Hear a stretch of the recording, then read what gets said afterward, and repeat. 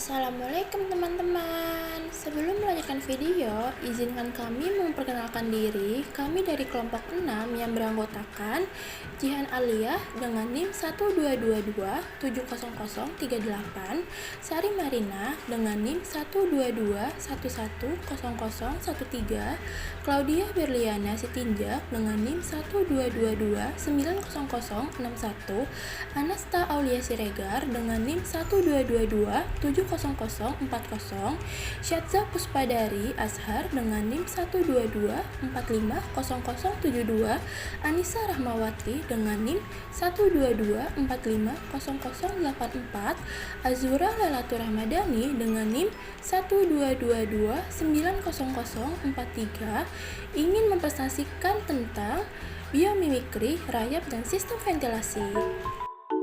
Apakah Anda tahu tentang biomimikri? Jadi, biomimikri berasal dari kata bio yang berarti hidup dan mimikri yang berarti menyalin atau meniru. Dengan demikian, biomimikri memiliki makna usaha untuk meniru makhluk hidup atau alam. Biomimikri bertujuan untuk mempelajari alam dan makhluk hidup serta bagaimana cara meniru mereka baik dalam cara kerja, sistem, strategi, bentuk, dan struktur mereka. Jadi, apa saja sih pengertian biomimikri menurut para ahli? Menurut Benius 1997, teori yang menginterpretasikan alam sebagai sebuah model, mentor, dan alat ukur dalam hal acuan mendesain atau menarik ilmu dari alam. Sedangkan menurut Rao 2014, proses peniruan desain dalam ilmu biomimikri merupakan sumber informasi untuk menyelesaikan permasalahan pada perancangan atmosfer. Apa itu istilah tentang rayap atau anai-anai? Jadi, rayap atau anai-anai, atau bisa disebut juga dengan semut putih, adalah serangga sosial anggota infraordo Isoptera, bagian dari ordo Blattodea yang dikenal luas sebagai hama penting kehidupan pada manusia.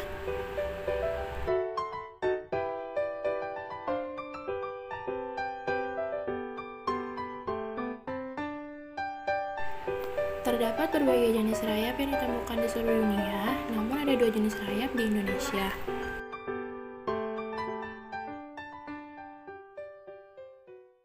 Pertama, kita menemukan rayap tanah atau rayap yang ada di bawah tanah. Rayap tanah merupakan jenis rayap yang paling umum ditemukan di Indonesia. Jenis rayap satu ini memiliki kemampuan untuk membentuk sebuah koloni besar dan dikenal merusak banyak bangunan, gedung, dan rumah di negara ini.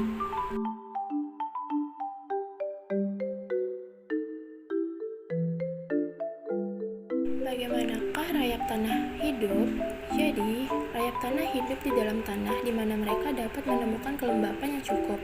Lembab dengan suhu berkisar 25-35 derajat Celcius dalam satu koloni rayap tanah terdiri sekitar 1 juta rayap. Yang kedua, kita akan menemukan rayap kayu kering. Perbedaan paling mencolok antara rayap tanah dan rayap kayu kering adalah kemampuan rayap kayu kering untuk mampu menghasilkan kelembapan sendiri yang mereka butuhkan dengan cara memetabolisme kayu yang mereka makan. Bagaimanakah rayap kayu kering hidup? Pertama, rayap kayu kering hidup di dalam kayu berongga atau struktural bangunan berbahan dasar kayu. Rayap kayu kering hidup dan menumbuhkan koloni mereka di dalam struktur kayu. Ukuran koloni rayap kayu kering umumnya berisi sekitar 4.000 sampai 5.000 rayap. Ventilasi rayap.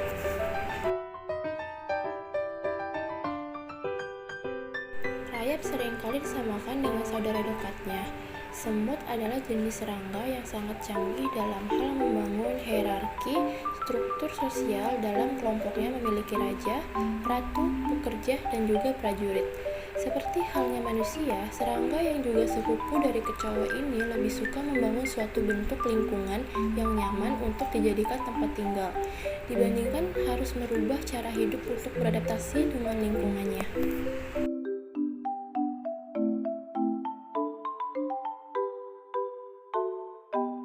Berbagai jenis rayap memiliki mekanisme hidup yang berbeda. Beberapa jenis rayap yang mempunyai kebun jamur membangun menara di sarang mereka dengan konstruksi yang terdiri dari banyak lubang dan terowongan sebagai sistem ventilasi. Terowongan dibangun untuk mengatur ventilasi dari sarang dengan sistem cara kerja yang sama seperti cerobong asap dan jendela pada rumah manusia. Tetapi, untuk jenis rayap yang tidak memiliki kebun jamur di dalam sarangnya, tekstur dinding sarangnya lebih halus tanpa memiliki lubang pori-pori. Yang selanjutnya adalah struktur bangunan adalah kunci dari sistem ventilasi sarang. Sarang rayap tersebut terbuat dari partikel tanah liat yang dicampur dengan air dan liur rayap. Walaupun terlihat tidak memiliki pori-pori, dinding sarang rayap tersebut ternyata terdiri dari pori-pori berukuran mikrometer. Dengan membuat saluran ventilasi kecil, pori-pori dari sarang mengatur udara keluar masuk seperti cara kerja paru-paru manusia. Apabila paru-paru mengembang dan mengempis untuk menjalankan ventilasi udara, pada sarang rayap, aliran udara masuk dan keluar dari sarang digerakkan oleh perbedaan temperatur antara bagian dalam dan luar sarang.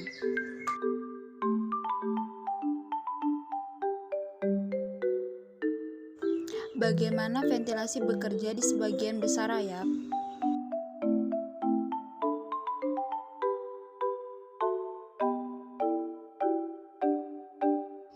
Yang pertama adalah ada lubang-lubang ventilasi yang ditempatkan secara strategis pada dasar sarang sehingga udara segar bisa masuk sementara udara lama yang panas terdesak keluar lewat bagian puncak. Yang kedua, udara yang lebih sejuk memasuki sarang dari sebuah ruang bawah tanah lalu bersirkulasi melalui lorong-lorong dan bilik-biliknya. Lalu yang ketiga, rayap membuka dan menutup lubang-lubang itu untuk menyesuaikan suhu menurut kebutuhan.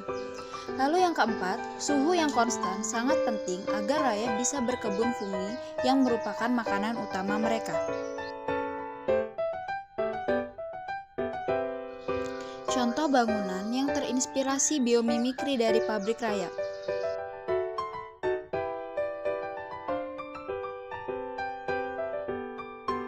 Contohnya adalah sebuah bangunan yang memiliki ventilasi dan cerobong asap yang banyak.